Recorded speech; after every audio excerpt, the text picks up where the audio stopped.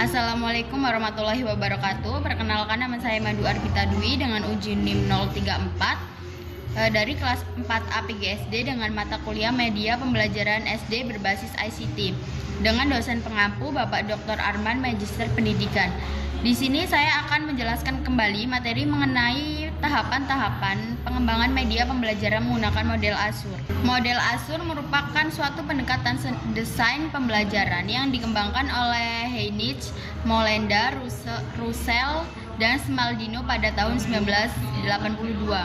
Langkah-langkah model Azur yang pertama itu ada analisis karakter siswa, yang kedua menetapkan tujuan pembelajaran, yang ketiga memilih metode, media, dan bahan ajar, yang keempat menerapkan metode, media, dan bahan ajar, yang kelima melibatkan siswa dalam pembelajaran, dan yang terakhir evaluasi dan revisi pembelajaran. Yang pertama itu ada analisis karakter siswa. Jadi sebagai pembicara kita melihat siapa audiensnya. Sebagai guru kita lihat siapa yang kita ajar sehingga kita bisa memahami. Yang pertama adalah demografis. Di sini ada dua. Yang pertama ada pedagogik dan andragogik.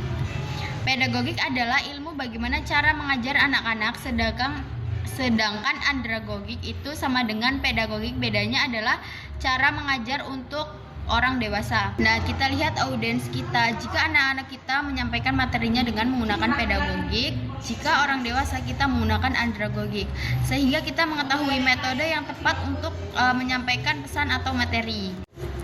Yang kedua adalah general karakter atau karakter peserta didik. Untuk melihat karakter bisa kita lihat dari jenis kelamin dan usia yang menentukan tingkat kematangan emosional dan kecerdasan yang berbeda karena usia sesuai dengan teori Jean Piaget. Guru yang baik adalah guru yang memahami peserta didiknya. Yang selanjutnya ada kemampuan awal. Mengapa kita perlu mengetahui kemampuan awal yang dimiliki siswa?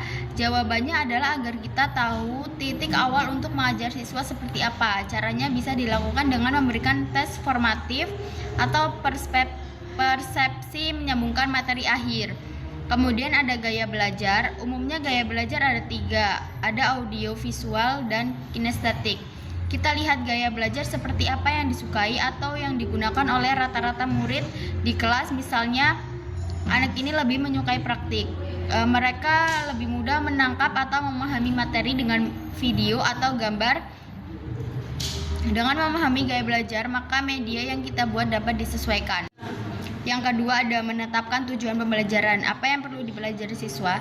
Jadi tujuan pembelajaran ini kita sampaikan kepada siswa supaya mereka mengetahui tujuan apa yang perlu mereka ketahui ketika sedang belajar. Tujuan harus jelas agar kita mengetahui apa yang ingin dicapai dalam pembelajaran. Tujuan itu harus terukur, bisa dicapai, relevan, dan ada batas waktunya. Nah, disinilah fungsi dari adanya penilaian. Penilaian hasil belajarnya, learning outcome assessment, berfungsi untuk menentukan apa yang diharapkan dan didapat siswa setelah proses pembelajaran. Misalnya siswa dapat memahami konsep bangun ruang. Kemudian ada skala kriteria atau rubrik penilaian. Di sini tujuan juga harus spesifik, kira-kira apa yang ingin dicapai sehingga dapat diukur melalui kriteria-kriteria dalam rubrik penilaian. Tetapi bagaimana cara mengukur pencapaian tujuan? Banyak dari kalangan tenaga kependidikan seperti guru itu lebih memilih untuk membuat materi terlebih dahulu daripada pengukurnya atau soal. Dan inilah yang banyak terjadi kesalahan dalam pendidikan Indonesia. Sebenarnya yang bagus itu adalah ketika CP dan TP sudah ditentukan, maka kita lebih baik membuat soal terlebih dahulu, baru materi, karena akan lebih mudah untuk kita mengukur ketercapaian dari tujuan yang kita inginkan atau yang kita harapkan. Contoh dari kurikulum Merdeka, ketika kita sudah membuat CP, TP, dan ATP, maka kita bisa membuat soal atau hasil luaran atau outcome atau produk setelah proses pembelajaran. Sekian penjelasan dari saya akhiri. Wassalamualaikum warahmatullahi wabarakatuh.